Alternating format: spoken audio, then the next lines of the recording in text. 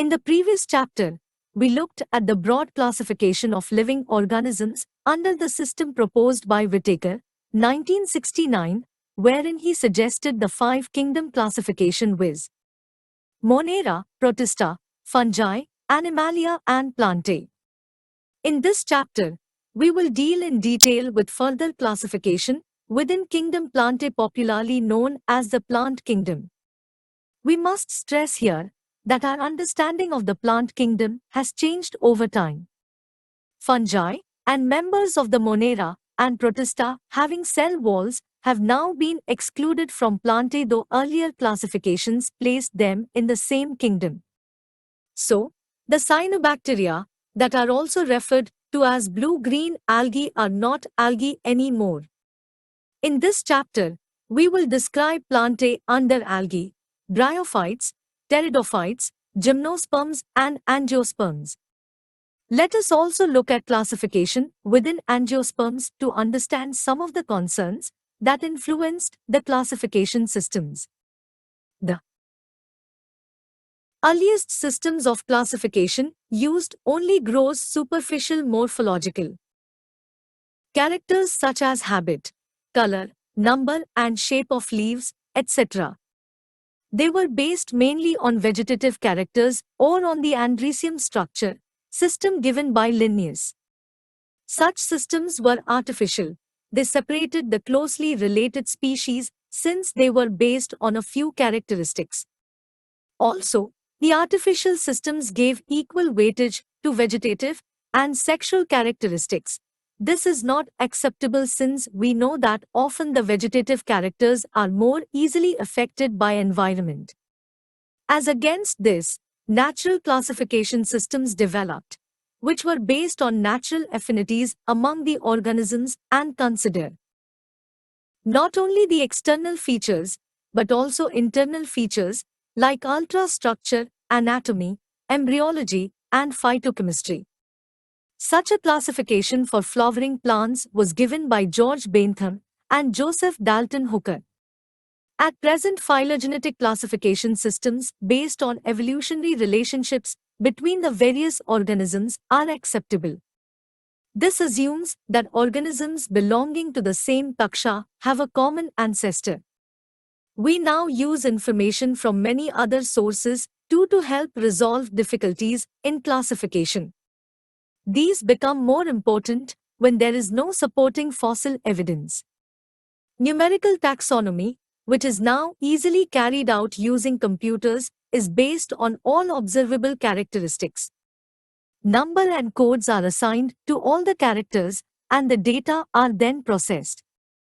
In this way, each character is given equal importance, and at the same time hundreds of characters can be considered. Cytotaxonomy, that is based on cytological information like chromosome number, structure, behavior, and chemotaxonomy that uses the chemical constituents of the plant to resolve confusions, are also used by taxonomists these days. 3.1 Algae.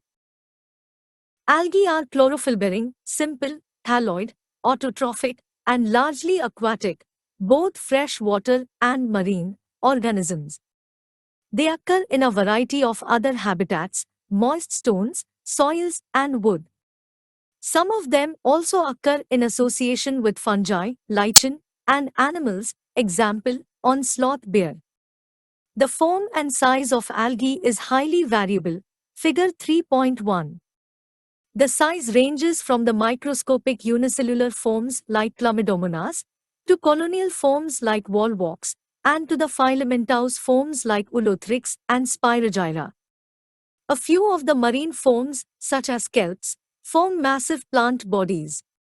The algae reproduce by vegetative, asexual, and sexual methods. Vegetative reproduction is by fragmentation. Each fragment develops into a thallus. Asexual reproduction is by the production of different types of spores, the most common being the zoospores. They are flagellated, motile, and on germination gives rise to new plants.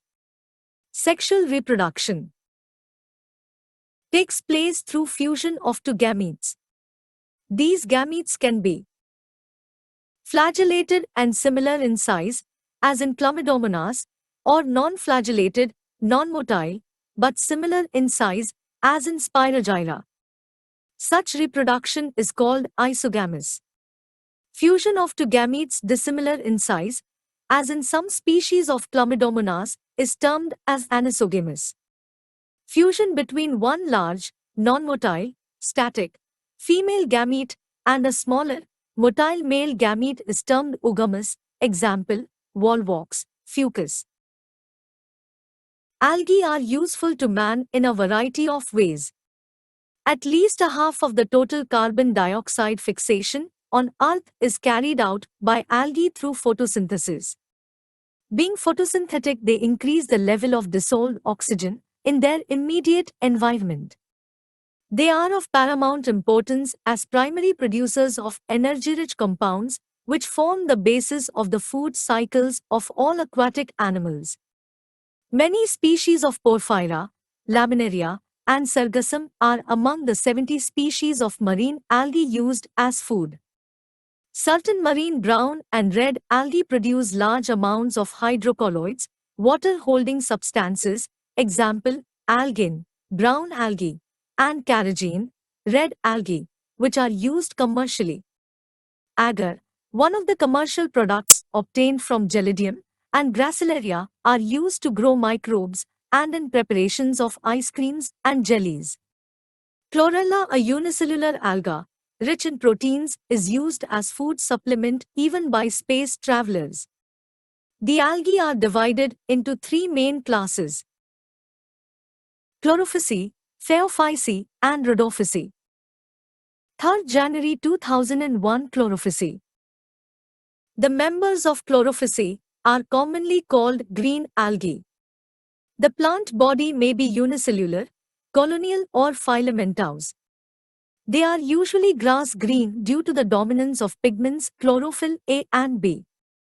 The pigments are localized in definite chloroplasts. The chloroplasts may be discoid, plate-like, reticulate, cup-shaped, spiral or ribbon-shaped in different species. Most of the members have one or more storage bodies called pyrenoids located in the chloroplasts. Pyrenoids contain protein besides starch. Some algae may store food in the form of oil droplets. Green algae usually have a rigid cell wall made of an inner layer of cellulose and an outer layer of pectose. Vegetative reproduction usually takes place by fragmentation or by formation of different types of spores. Asexual reproduction is by flagellated zoospores produced in zoosporangia. The sexual reproduction shows considerable variation in the type and formation of sex cells, and it may be isogamous, anisogamous, or oogamous. Some commonly found green algae are Chlamydomonas, volvox, Ulothrix, Spirogyra, and Chara, Figure 3.1 2002 Phaeophyceae. The members of Phaeophyceae or brown algae are found primarily in marine habitats. They show great variation in size and form. They range from simple branched, filamentous forms, ectocarpus, to profusely branched forms as represented by kelps, which may reach a height of 100 meters. They possess chlorophyll A, C, carotenoids, and xanthophylls. They vary in color from olive green to various shades of brown depending upon the amount of the xanthophyll pigment, fuchsanthin, present in them. Food is stored as complex carbohydrates, which may be in the form of laminarin or mannitol. The vegetative cells have a cellulosic wall usually covered on the outside by a gelatinous coating of algin. The protoplast contains, in addition to plastids, a centrally located vacuole and nucleus. The plant body is usually attached to the substratum by a holdfast and has a stalk, the stipe, and leaf-like photosynthetic organ, the frond. Vegetative reproduction takes place by fragmentation. Asexual reproduction in most brown algae is by biflagellate zoospores that are pear-shaped and have two unequal laterally attached flagella. Sexual reproduction may be isogamous, anisogamous, or oogamous. Union of gametes may take place in water or within the Oogonium, oogamous species. The gametes are pyriform, pear-shaped, and bear two laterally attached flagella. The common forms are Ectocarpus, Dictyota, Laminaria, Sargassum and Fucus, Figure 3.1b. 3rd January 2003 Rhodophysi. The members of Rhodophysi are commonly called red algae because of the predominance of the red pigment, R-phycoerythrin, in their body. Majority of the red algae are marine with greater concentrations found in the warmer areas. They occur in both well-lighted regions close to the surface of water and also at great depths in oceans where relatively little light penetrates. The red thalli of most of the red algae are multicellular. Some of them have complex body organization. The food is stored as Floridian starch, which is very similar to amylopectin, and glycogen in structure. The red algae usually reproduce vegetatively by fragmentation. They reproduce asexually by non-motile spores and sexually by non-motile. For biology, sexual reproduction is oogamous and accompanied by complex post-fertilization developments. The common members are Polysiphonia, Porphyra, Figure 3.1c, Gracilaria and Gelidium. 3.2 Bryophytes. Bryophytes include the various mosses and liverworts that are found commonly growing in moist shaded areas in the hills. Bryophytes are also called amphibians of the plant kingdom because these plants can live in soil but are dependent on water for sexual reproduction. They usually occur in damp, humid and shaded localities. They play an important role in plant succession on bare rock soil. The plant body of bryophytes is more differentiated than that of algae. It is thallus-like and prostrate or erect, and attached to the substratum by unicellular or multicellular rhizoids. They lack true roots, stem or leaves. They may possess root-like, leaf-like or stem-like structures. The main plant body of the bryophyte is haploid. It produces gametes, hence is called gametophyte. The sex organs in bryophytes are multicellular. The male sex organ is called antheridium. They produce biflagellate antherozoids. The female sex organ called archegonium is flask-shaped and produces a single egg. The antherozoids are released into water where they come in contact with archegonium. An antherozoid fuses with the egg to produce the zygote. Zygotes do not undergo reduction division immediately. They produce a multicellular body called a sporophyte. The sporophyte is not free-living but attached to the photosynthetic gametophyte and derives nourishment from it. Some cells of the sporophyte undergo reduction division, meiosis, to produce haploid spores. These spores germinate to produce gametophyte. Bryophytes in general are of little economic importance, but some mosses provide food for herbaceous mammals, birds, and other animals. Species of sphagnum, a moss, provide peat that have long been used as fuel and as packing material for transshipment of living material because of their capacity to hold water. Mosses along with lichens are the first organisms to colonize rocks and hence are of great ecological importance. They decompose rocks making the substrate suitable for the growth of higher plants. Since mosses form dense mats on the soil, they reduce the impact of falling rain and prevent soil erosion. The bryophytes are divided into liverworts and mosses. 3rd February 2001 Liverworts. The liverworts grow usually in moist, shady habitats such as banks of streams, marshy ground, damp soil, bark of trees, and deep in the woods. The plant body of a liverwort is thalloid, example, Marchantia. The thallus is dorsiventral and closely oppressed to the substrate. The leafy members have tiny leaf-like appendages into rows on the stem-like structures. Asexual reproduction in liverworts takes place by fragmentation of thalli, or by the formation of specialized structures called gemmae, sing. Gemma. Gemmae are green, multicellular, asexual buds, which develop in small receptacles called gemma cups located on the thalli. The gemmae become detached from the parent body and germinate to form new individuals. During sexual reproduction, male and female sex organs are produced either on the same or on different thalli. The sporophyte is differentiated into a foot, cyst, and capsule. After meiosis, spores are produced within the capsule. These spores germinate to form free-living gametophytes. 3 February 2002 Mosses. The predominant stage of the life cycle of a moss is the gametophyte, which consists of two stages. The first stage is the protonema stage, which develops directly from a spore. It is a creeping, green, branched, and frequently filamentous stage. The second stage is the leafy stage, which develops from the secondary protonema as a lateral bud. They consist of upright, slender axis-bearing spirally arranged leaves. They are attached to the soil through multicellular and branched rhizoids. This stage bears the sex organs. Vegetative reproduction in mosses is by fragmentation and budding in the secondary protonema.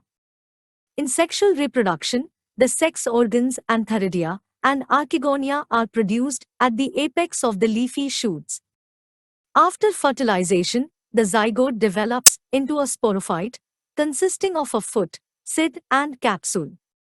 The sporophyte in mosses is more elaborate than that in liverworts. The capsule contains spores. Spores are formed after meiosis. The mosses have an elaborate mechanism of spore dispersal. Common examples of mosses are Funaria, Polytrichum, and Sphagnum. Figure 3.2.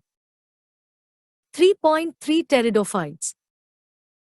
The pteridophytes include horsetails and ferns.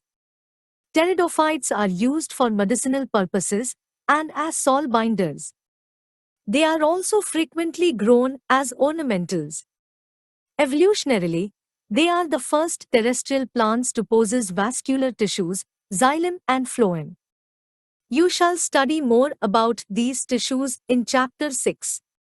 The pteridophytes are found in cool, damp, shady places, though some may flourish well in sandy soil conditions. You may recall that in bryophytes the dominant phase in the life cycle is the gametophytic plant body. However, in pteridophytes, the main plant body is a sporophyte, which is differentiated into true root, stem, and leaves. Figure 3.3. These organs possess well-differentiated vascular tissues. The leaves in Pteridophyta are small, microphylls, as in Sailginella, or large, macrophylls, as in ferns. The sporophytes bear sporangia that are subtended by leaf-like appendages called sporophylls. In some cases, sporophylls may form distinct compact structures called strobili or cones, Sailginella, equisetum.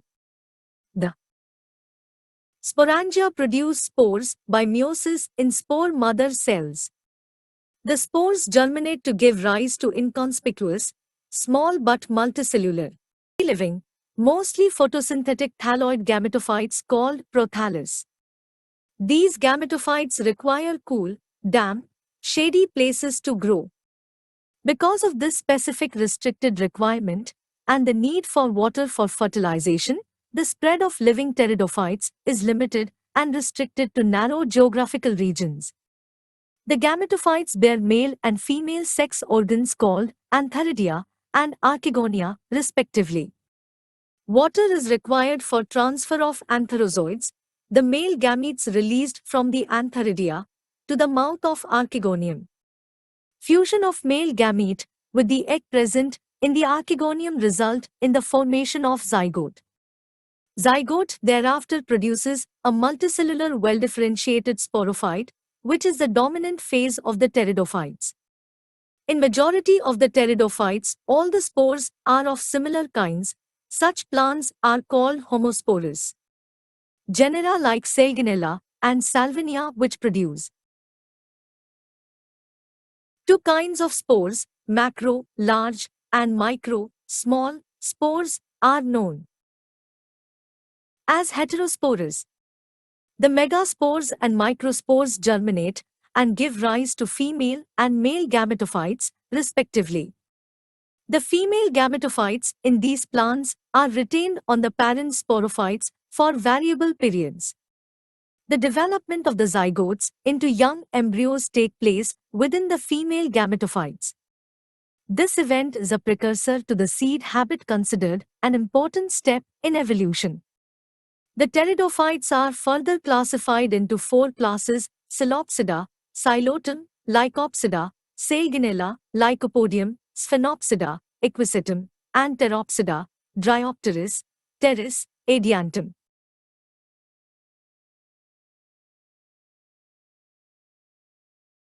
The gymnosperms, gymnos, naked, sperma seeds, are plants in which the ovules are not enclosed by any ovary wall and remain exposed, both before and after fertilization.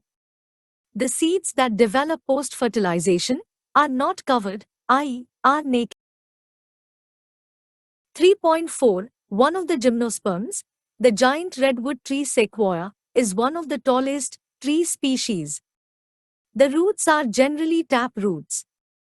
Roots in some genera have fungal association in the form of mycorrhiza, pinus, while in some others, cycas, small specialized roots called coralloid roots are associated with end-to-fixing cyanobacteria. The stems are unbranched, cycas, or branched, pinus, seedress. The leaves may be simple or compound. In cycas, the pinnate leaves persist for a few years. The leaves in gymnosperms are well adapted to withstand extremes of temperature, humidity, and wind. In conifers, the needle-like leaves reduce the surface area. Their thick cuticle and sunken stomata also help to reduce water loss. 2015-16, 19th January 2015. Plant Kingdom 39. The gymnosperms are heterosporous. They produce haploid microspores and megaspores. The two kinds of spores are produced within sporangia, that are borne on sporophylls, which are arranged spirally along an axis to form lax or compact strobili or cones. The strobili-bearing microsporophylls and microsporangia are called microsporangiate or male strobili.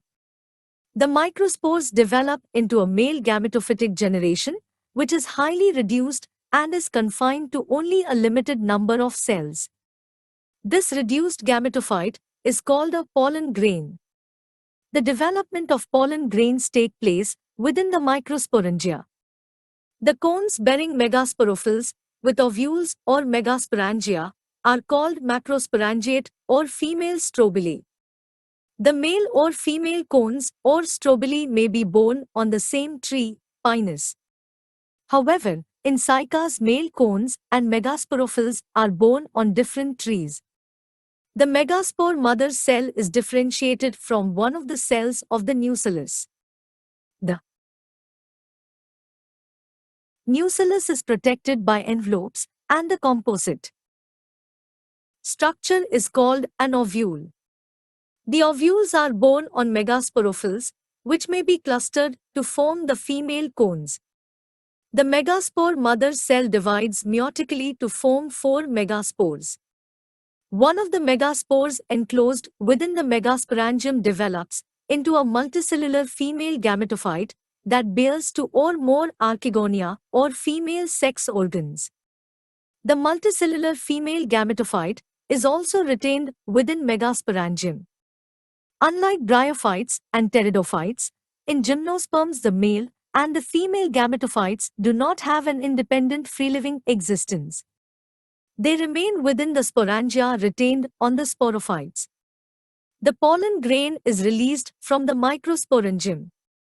They are carried in air currents and come in contact with the opening of the ovules bone on megasporophylls.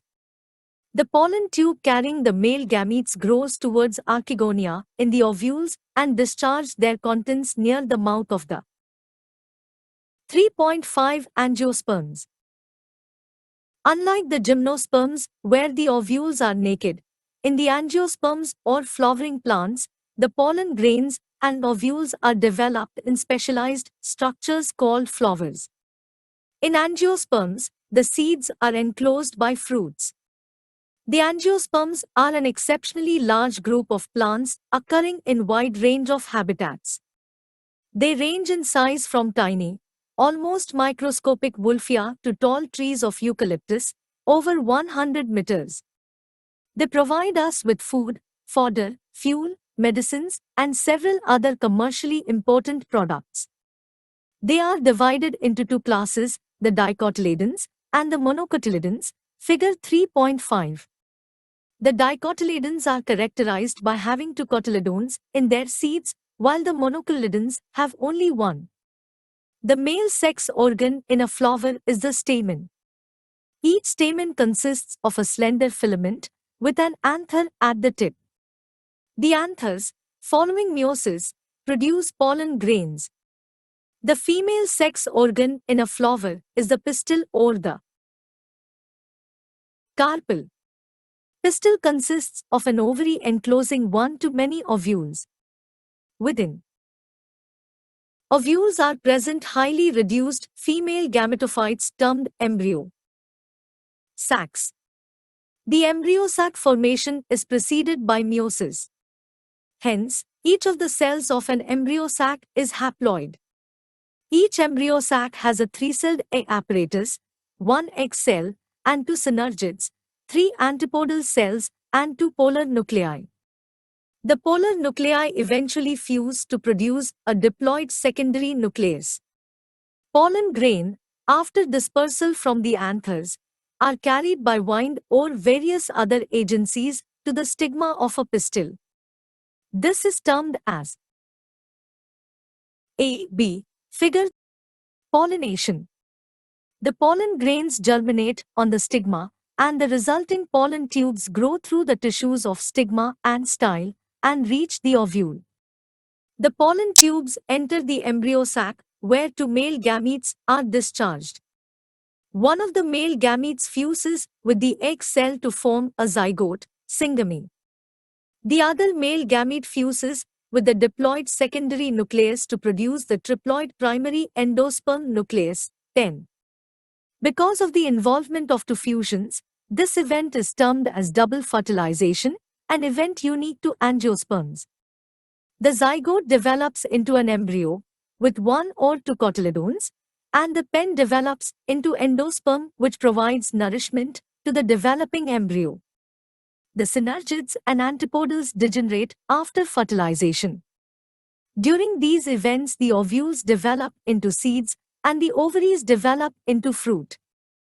The life cycle of an angiosperm is shown in figure 3.6. Plant life cycles, an alternation of generations. In plants, both haploid and diploid cells can divide by mitosis. This ability leads to the formation of different plant bodies, haploid and diploid.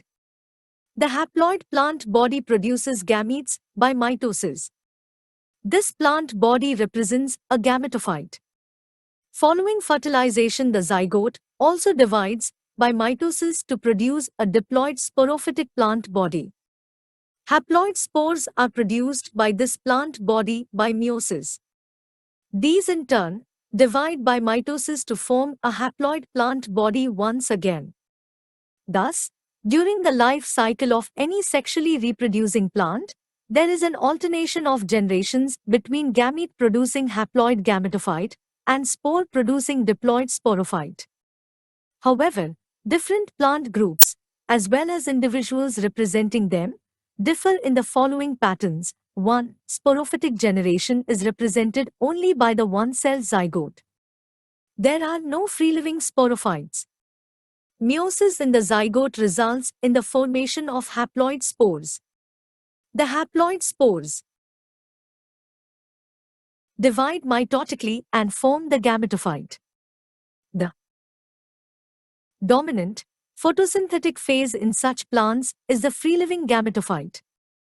This kind of life cycle is termed as haplontic. Many algae such as volvox, Spirogyra, and some species of Chlamydomonas represent this pattern. Figure 3.7a. 2. On the other extreme is the type wherein the diploid sporophyte is the dominant, photosynthetic, independent phase of the plant. The gametophytic phase is represented by the single to fuseled haploid gametophyte. This kind of life cycle is termed as diplontic. An alga, Fucus sp, represents this pattern. Fig. 3.7b. In addition, all seed-bearing plants i.e., gymnosperms and angiosperms follow this pattern with some variations, wherein the gametophytic phase is few to multicelled. 3. Bryophytes and pteridophytes, interestingly, exhibit an intermediate condition, haplodiplontic. Both phases are multicellular. However, they differ in their dominant phases. A dominant, independent, photosynthetic, thalloid or erect phase is represented by a haploid gametophyte, and it alternates with the short-lived multicellular sporophyte totally or partially dependent on the gametophyte for its anchorage and nutrition. All bryophytes represent this pattern. The diploid sporophyte is represented by a dominant, independent, photosynthetic, vascular plant body. It alternates with multicellular, saprophytic autotrophic, independent but short-lived haploid gametophyte. Such a pattern is known as haplodiplontic life cycle. All pteridophytes exhibit this pattern. Figure 3.7c. Interestingly, while most algal genera are haplontic, some of them such as Ectocarpus, Polysiphonia, kelps are haplodiplontic. Fucus, an alga, is diplontic.